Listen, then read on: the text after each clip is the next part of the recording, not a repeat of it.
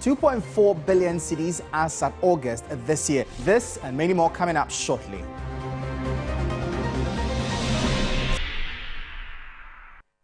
Hello there, good evening and welcome to Business Brief here on TV3. My name is Michael Obodu. Before I bring you our top story, let's check out some other stories that have been making their rounds in the world of business today. Today in business, banks are being urged to create comprehensive strategies for the complete elimination of fossil fuel financing. A report released by ActionAid has revealed that 7 years after the adoption of the Paris Agreement on climate change, banks' financial support to the fossil fuel industry in the global south has surged to an estimated $3.2 trillion. Banks have recorded in excess of 2.4 billion cedis in bad debt as of August. According to the Bank of Ghana's highlights of banks' income statement, this represents 36.4% increase over the previous year. A growing number of asset managers are reassessing bond values tied to real assets as a spike in the frequency of flash floods, fires and storms hits conventional pricing models. Mitch Resnick, head of sustainable fixed income at Federated Hermes, says climate risk is a key reason why the investment manager is now underweighing real estate credit. Well, thank you for staying with us. Let's bring you our first story now, as banks have been cautioned to check their risk appetites following a rise in non-performing loans in the country. According to the Bank of Ghana's highlights of banks' income statements as of August this year, banks wrote off 2.4 billion cedis as bad debt in the first 8 months of this year, representing a 36.4% increase over the previous year. Speaking to 3 Business, senior finance lecturer at the University of Ghana Business School, Dr. Benjamin Amwa, said the Credit Reference Bureau is not to blame for the situation. The current credit references system just gives the banks information as to whether to do business with a client or not, and also to measure the probability that the client will default or not. That is what the referencing system currently supplies in terms of information.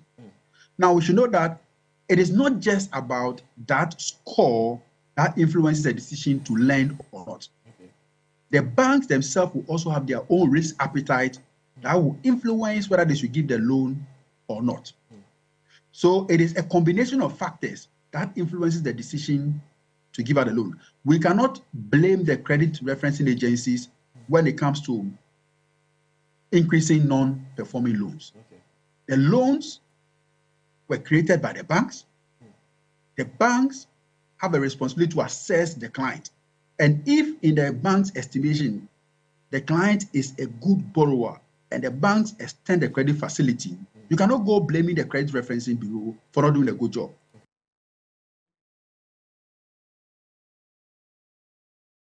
Banks have been urged to support small and medium-scaled enterprises on proper bookkeeping. According to founder of Salt and Light Ministries, Reverend Dr. Joyce Aye, this will help entrepreneurs have improved access to finance, which will inure to the benefit of the banks. She therefore called for departments within banks responsible for SME portfolio.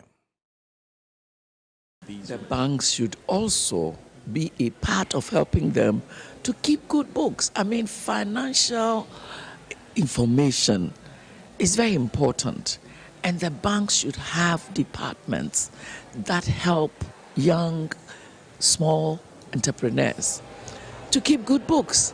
And what they can do is to deliberately invite some of these people who leave school, who are not big enough to run big companies, but who can be used to go and help these people. It's a question of being creative in the way we think and we do our business. Some of these people you don't even have to employ full time. You can employ them on a commission basis according to the work they do. But it can be part of the bank's way of also bringing in customers.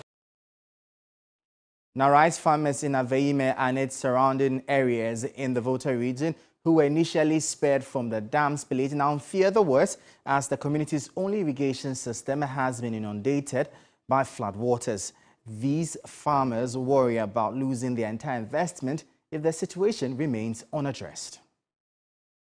Akosombo Dam village has wiped out the sole livelihood of many farmers in Aveime and its neighboring communities. Unfortunately, how the flood has come, all the farm has gone under water. We can't do anything about it. So we are begging the government to come to our aid. However, not all farmers were directly affected by the flooding.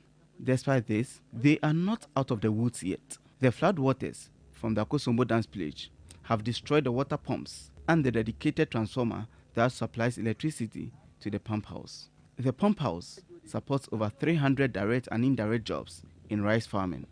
As a result of the flooding, the whole pump house is totally gone. We could not take our transformer, so now the transformer is in water. Looking at the state of the pump house now, it means as long as this place remain this, we cannot farm. It could be a year or 2 or 3. If you don't get that support, the farming is over. It is not only about the rice farm, but also the banana farm, which is around over 700 hectares. Also China Geoengineering, also Egypt farm. All those who are benefiting from this irrigation project cannot come back to production. Uncertain about their next steps, these farmers are gripped by fear of the worst case scenario. Now our machine is gone and we need water to work in our farm. We need money to pump water into the farm.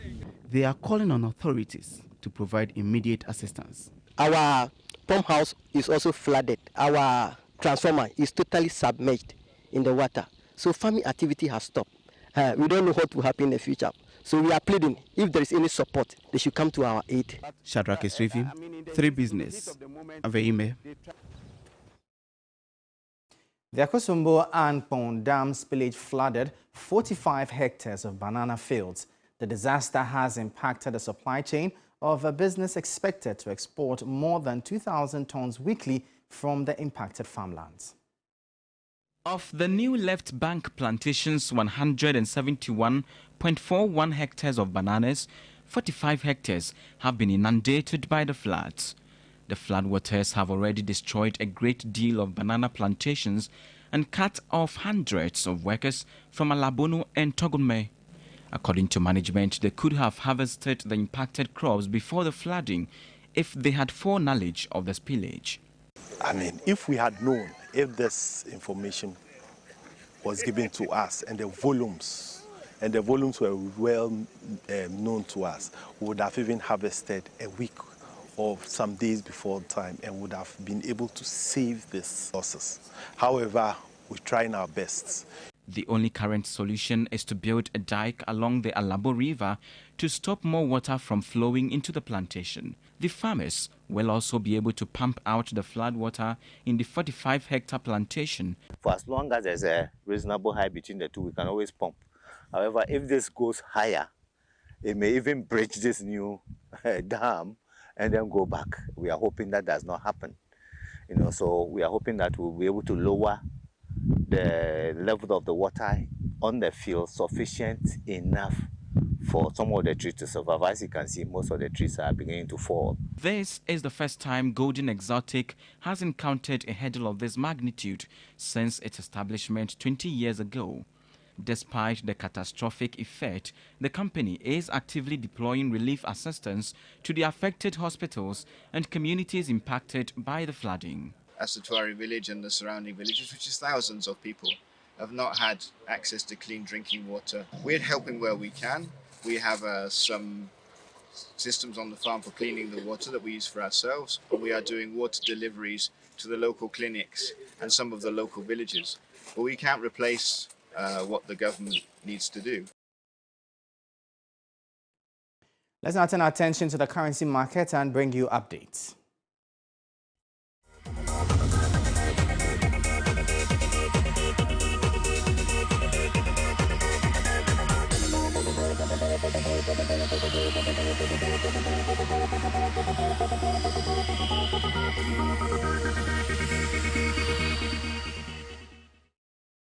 Let's see how the dollar fares for the rest of the week, but that will be all for today's edition of Business Brief. For more business stories, please check out our website, 3news.com. My name is Michael Lubudu. Later this evening at 6, we have Business Focus. Catch you. Always stay safe.